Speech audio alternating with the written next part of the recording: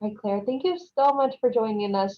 You connected with me today to share your experience of working together. So I'm going to let you have the floor in just a moment, but we'll go through what things were like in life for you prior to us connecting, working together, what things were like while we worked together, and now that we're done or like completed our sessions of working together, this transformation, where things are for you now. So thank you again, and then share with us, if you will, what things were like prior to us connecting and working together. Sure. So I have gone to cognitive behavioral therapy for years, talk therapy, which worked for me for a long time. I worked through a lot of issues with that method. And the irony is I stopped going right before COVID started back in 2020 because I was feeling really good, like if things were together. And then as things happened in 2020 and my stress levels increased and I knew I wanted to go back to therapy, but I was really looking for something different. I've been doing cognitive behavioral therapy for so many years that I just felt like I needed something else.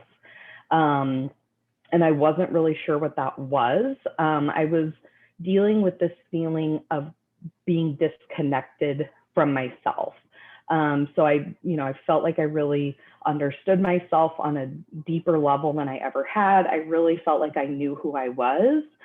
But when I would say things about myself or talk about myself, the words stopped here and they didn't really sink into my gut. So there was a disconnect there where internally I felt like on some level I didn't even believe the things that I was saying.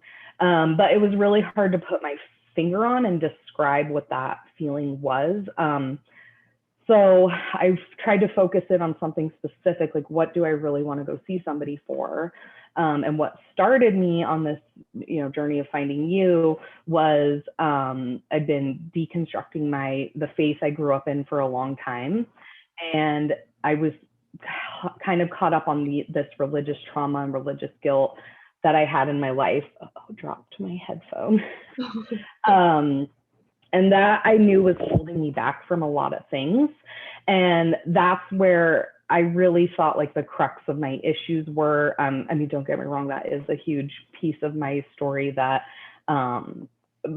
I really focused on that. That's what I wanted to solve essentially, is overcoming that feeling.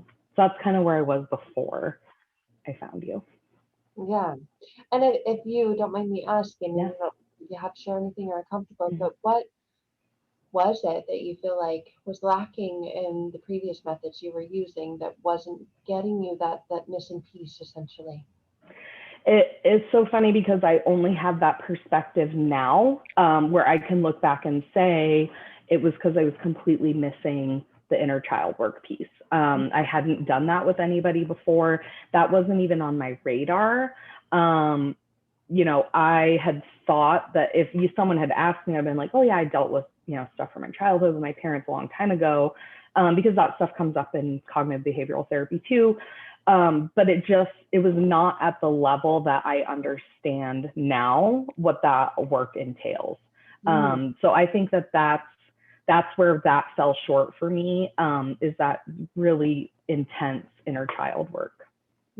So walk us through that, because that is involved in our work together in the program and the processes that we use together. There's a bunch of different things. There's hypnosis, there's rapid transformational therapy, there's also inner child work, and conscious based exercises. So share with us what the actual process was like for you, and what you got from it. Sure. I was really excited to try RTT, though I had never done hypnosis before. I love watching ASMR, if anyone knows what those types of videos are. And I really find a lot of relaxation in like guided meditations and things like that. So for anyone who is nervous about the word hypnosis, I would kind of put it in those terms. It really is like listening to your favorite guided meditation or relaxation. But it is so much more powerful than I could have anticipated. I feel like I'm really self-aware. And so it was surprising for me to have memories come up from when I was 6 and 8 and 10 and 15 years old, that I really had not thought about, since I was a child. And so it was really like discovering things about myself through that process. The inner child work is the hardest work I've ever done in my life. But now that I'm on the other side of it, I can really see how everything in my life, all these patterns and the negativity I have, are from those instances. It's not the place I would have thought to look. It's where everything came from. Yeah, that's powerful. And a Mm-hmm. lot of people, I myself, me included, have that perception. Oh, I'm over it. I know what happened, and that has nothing to do with this thing today. And I want to fix or change or work through this thing today. And you're telling me, like, look way back there. Mm-hmm. No. Interesting. Yeah. So, very, very cool. So what did you learn about yourself? I mean, take us through from the process and the work that we did together to where you're at now, and what you're experiencing now, how things are, and how they've changed. Sure. My life has completely changed since doing this program, which I know sounds cliche, but it truly has completely changed. I got to the end of the program and realized that the relationship I was in was with a narcissist. And so much of my anxiety and depressive disorders stemmed from the abuse going on in my life that I didn't even know about. And, you've said, and I will say too, you're not a relationship therapist. We never even talked about my relationship until I ended the program, and that's what happened.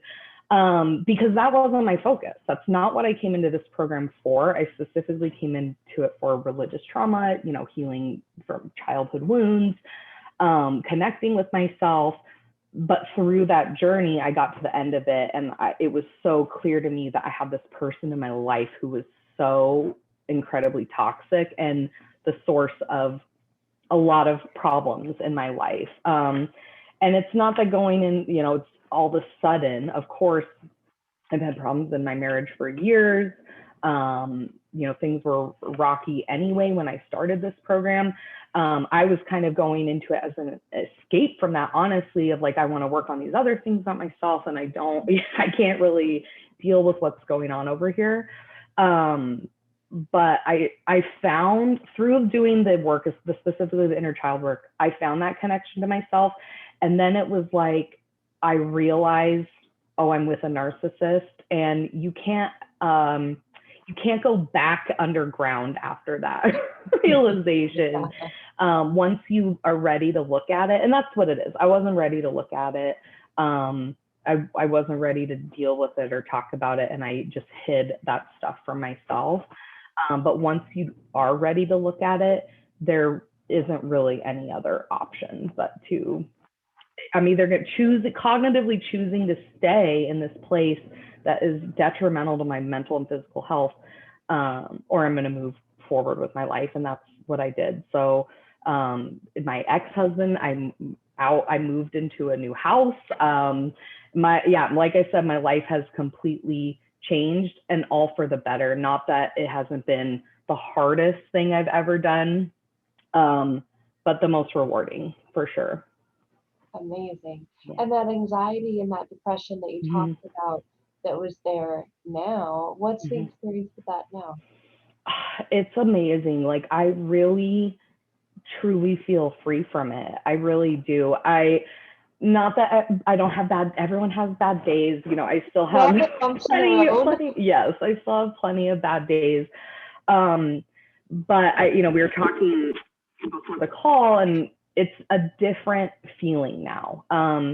It used to be this open pit of despair, just ready to suck me in.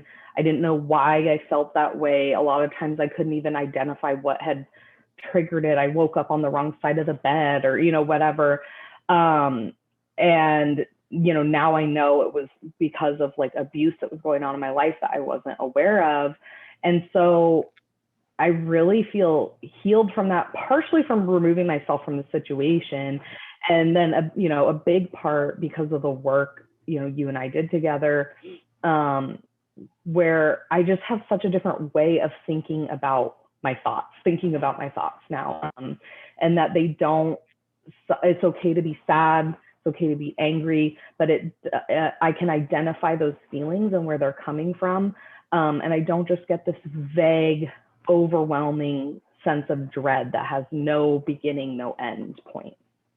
Yeah, very cool. And I've had other people share that it's almost like a blanket or like a cloak of despair, and like a heavy weighted blanket that even when you try, like you can't get it off. That feels just lifted, lighter. Those are Yes. the words that people use. So thank you so much, Claire, for sharing your experience. What would you say to people who have tried other things and they've done the journaling and they've watched all the YouTube videos and they've read all the books and they've done guided meditation, yet there's still something there and they don't know what it is or they don't know where to start? I hear that a lot. What would you say? I would say that there are different therapy modalities for a reason. Not everyone works for every person, and not everyone works for years and years and years for the same people. A big advocate for mental health and trying out different things to find out what works for you. But you have to actually try them, and you can't make a judgment before you try it. Well, I've tried everything, but you haven't tried this. But for me, the program lived up to its promises in way more ways than I was even signed up for. So it's work on a totally different level than I've ever done before. And I think that people have been in therapy for a really long time will find something new about themselves through this process. Amazing. And if you will speak to hypnosis, because I hear that all the time. Oh, I'm not ready for that. And especially people, I mean, I come from a religious background as well, and I know that was part of my upbringing and what led me to certain choices, beliefs, decisions.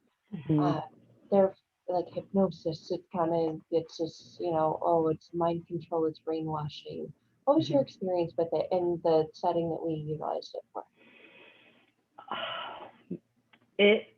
My experience with it, it's funny because I came into the program trying to deal with some of that religious guilt and trauma I had going on in my life. So that was certainly something when I read the word hypnosis that, triggered this, I don't want to be suggestible and what can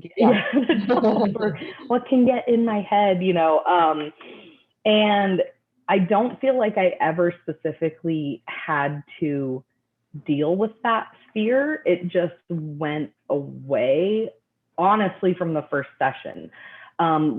Specifically because, like I said, I could tie it to these activities that I already enjoy for relaxation, watching ASMR videos and guided meditations. And it's so similar to that, that I felt really comfortable with it. And I think that you help show people who have never been in a hypnosis state that being suggestible means, that it's you being able to influence your own thoughts and your own decisions. It's not suggestions coming from you and outside yourself. It's really that connection with yourself. Wonderful. I love that. And thank you for sharing that, because there's difference when I say it and they're like, well, you tell me something, which is, not, it's going on this journey to take you within you to heal and break free from within you those things that are causing pain, struggle, suffering, anxiety, depression, all of it, right? Those traumas. So thank 100%. you so much. Thank you so much, Sarah. Any final words, or? I just appreciate you so much, and you do amazing work, and anyone who sees this, you would be lucky to work with her. So. Oh, thank you so much, Claire. All right. Have a wonderful night. All right. You too.